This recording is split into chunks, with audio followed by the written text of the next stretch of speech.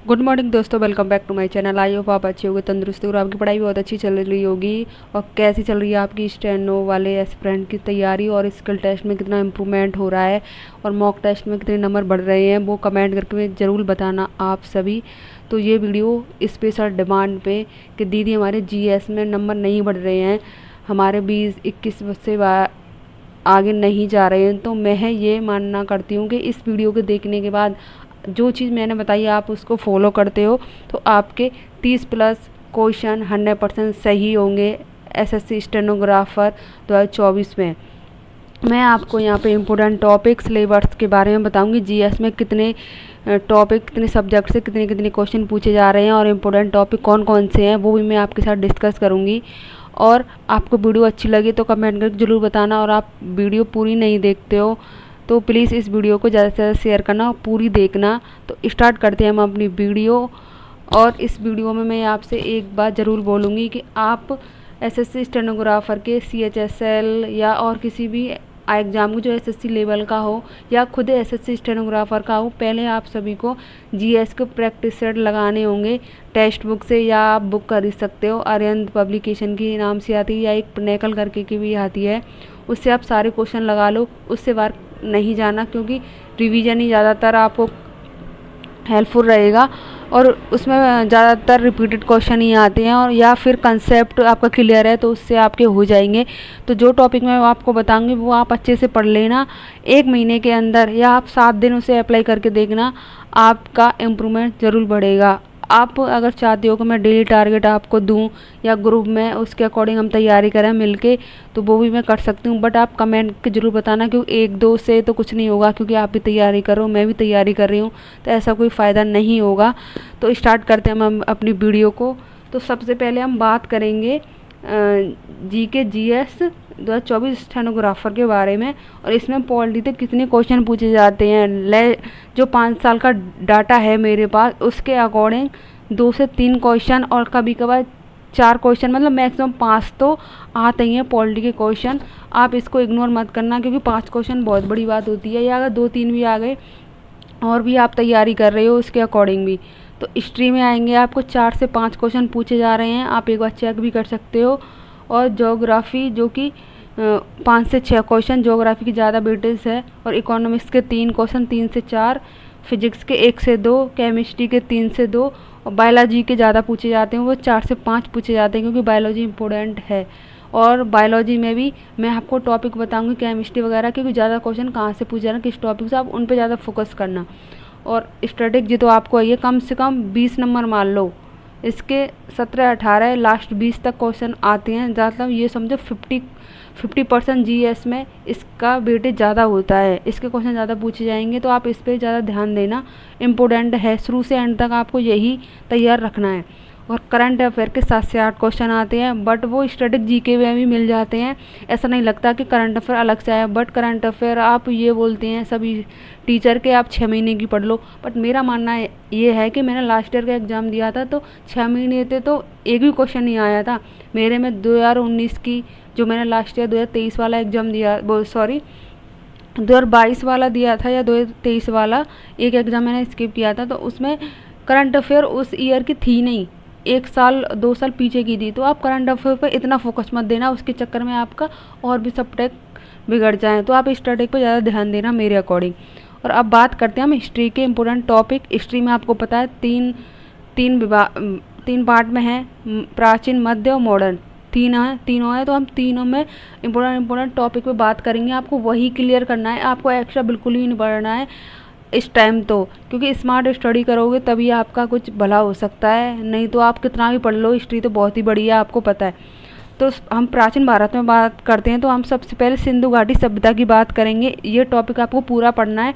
इस टॉपिक को पढ़ने के बाद आपको क्वेश्चन लगाने हैं एसएससी के सभी एग्जामों में जो भी सिंधु घाटी सभ्यता से पूछे गए हों, या तो आप लूसेंट की जो ऑब्जेक्टिव वाली बुक है उससे आप टॉपिक क्लियर करके उससे फिर सिंधु घाटी सभ्यता के क्वेश्चन लगाओ, उससे आपको क्लियर होगा कंसेप्ट। देन उसके बाद प्राचीन स्थल, जो प्राचीन भारत में जो स्थल जैसे लोथल कौन से का पर है, और जो मोहनजोदड़ो कौन सी जगह पर है, रावी नदी कहाँ पर है, वो सारे स्थल आपको पढ़ने हैं।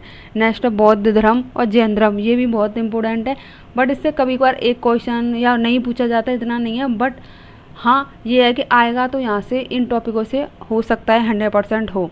और मौर्य वंश आपको पूरा पढ़ना है, गुप्त वंश और महाजनपद, ये कम कम 5-6 टॉपिक हैं, आपको ये अच्छे से क्लियर करने हैं। आपको फालतू की कोई अटरम जटरम कुछ भी नहीं करना है।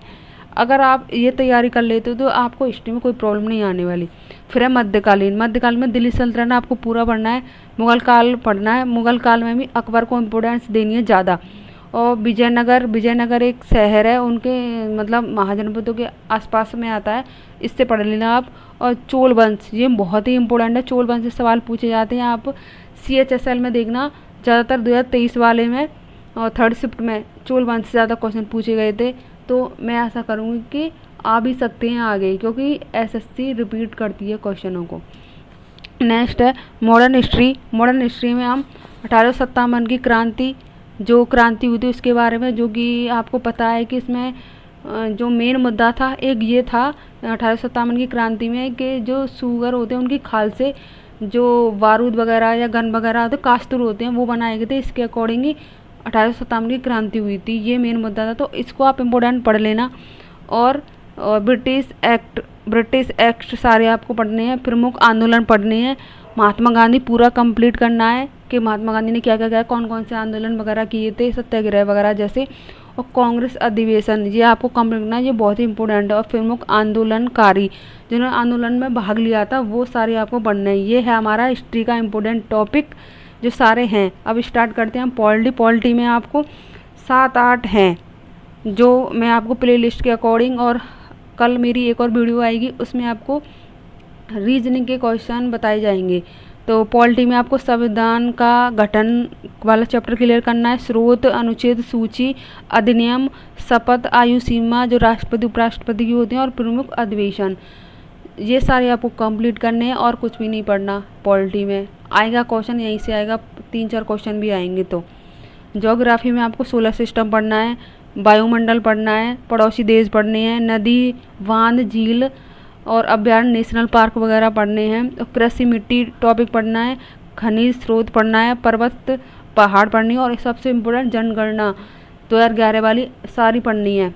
और इंडियन एंड वर्ल्ड मैप दोनों को अच्छे से रीड करके जाना है। ये हमारे ज्योग्राफी के टॉपिक। और फिर स्टार्ट कर रहे हैं हम इकोनॉमिक्स और फिजिक्स। इकोनॉमिक्स में आपको पंचवर्षीय योजना जो कि इम्पोर्टेंट है, वो सारे एग्जामों में पूछे जाते हैं और SSC का फेवरेट टॉपिक।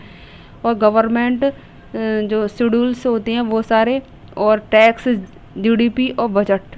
GDP तो बहुत ही फेवरेट हो चुका है, क्योंकि आपको पता है GDP से क्वेश्चन यूपी पुलिस में कितने पूछे गए थे। और पर यूपी पुलिस एक राज्य का पेपर है, बट SSC में ही पूछा जाता है। बैंकिंग से पूछा जाएगा आपको, और फुल फॉर्म वगैरह पूछी जाएंगी। ये सारे टॉपिक आप इकोनॉमिक्स में तैयार कर लेना। फिजिक्स की बात करें, unit of management, light, heat, electric current और एनर्जी, साउंड और ग्रेविटी, एनर्जी, बेसिक फैक्ट आपको क्लियर करना है, ज़्यादा डीप जाने की ज़रूरत नहीं है। और डिस्कवरी जो जिसने जैसे प्रोटॉन की खोज, ये तो सॉरी फिजिक्स केमिस्ट्री में आएगी, पर जो भी खोज वगैरह फिजिक्स में हुई है वो आपको सारी करनी है। केमिस्ट्री में आपको पीरियोडिक टेबल के बारे में जानना है। केमिकल नेम और फार्मूला तो इम्पोर्टेंट है ये, क्योंकि 1-2 क्वेश्चन यहीं से पूछा जाता है। धातु, मिश्र धातु, ये सारे, और डिस्कवरी वगैरह। और सबसे इम्पोर्टेंट बायोलॉजी जो 4 से 5 क्वेश्चन आपको देगी। ये करना है आपको साइंटिफिक नेम, जैसे कि मैंगो का और आदमी वगैरह का ये कौन सा है, जैसे होमो सेपियंस वगैरह, ये सारे हैं उनके आपको करने हैं। और जो रोग होते हैं ना, डिसीज़, वो सारी आपको करनी है। बॉडी सिस्टम जैसे सर्कुलेटरी, रेस्पिरेशन, नर्वस सिस्टम और डाइजेशन सिस्टम, ये आपको क्लियर करना है। और एक plant and animal kingdom clear करना है। डिस्कवरी एंड वैक्यूल्स और सेल वाला टॉपिक बहुत इंपॉर्टेंट है, सेल से क्वेश्चन आते हैं, तो सेल का आपको क्लियर करना है। ये 6 टॉपिक भी बताइए मैंने, ये सारे क्लियर करने हैं आपको। अब लास्ट आता है हमारा स्टैटिक जीके। स्टैटिक जीके में वैसे 17 टॉपिक हैं, बट टोटली मिला के आपको 12-20 टॉपिक मिलेंगे, बट आपको सारे क्लियर करने हैं। मैं एक बार बता देती हूँ कौन कौन से करने हैं। डांस, लोक नृत्य और शास्त्रीय नृत्य दोनों करने हैं। उसके बाद art and personality, musical instrument और उत्सव और मेले, फर्स्ट इंडिया एंड वर्ल्ड, ये सारे टॉपिक हैं। स्पोर्ट्स, बुक एंड ऑथर्स, प्रसिद्ध लोग जो फेमस पीपल्स हैं, और दिवस हैं, और स्मारक स्थल, राज्यों की जानकारी, रिलीजन्स, प्लेसेस, फुल फॉर्म वगैरह, इम्पोर्टेंट अवार्ड्स, और कंप्यूटर की नॉलेज थोड़ी बहुत होनी चाहिए, बेसिक्स। ये आपकी वीडियो, ये सारे टॉपिक मैं इसकी PDF आपको टेलीग्राम पर डाल दूँगी, और यहाँ आपको मतलब लास्ट में आपको वीडियो बना के डाल दूँगी। ये कैसी लगी आपको वीडियो कमेंट करके ज़रूर बताना, क्योंकि मेरे पास बहुत सारे कमेंट आ रहे थे दीदी बना दो, और अब वीडियो ज़्यादा बड़ी हो चुकी है तो मैं ज़्यादा कुछ बोलने नहीं वाली हूँ। तो कल हमारी रीजनिंग के बारे में आएगी कि रीजनिंग में हम 45+ क्वेश्चन कैसे करें। तो मिलेंगे एक नई वीडियो के साथ, जब तक राधे राधे।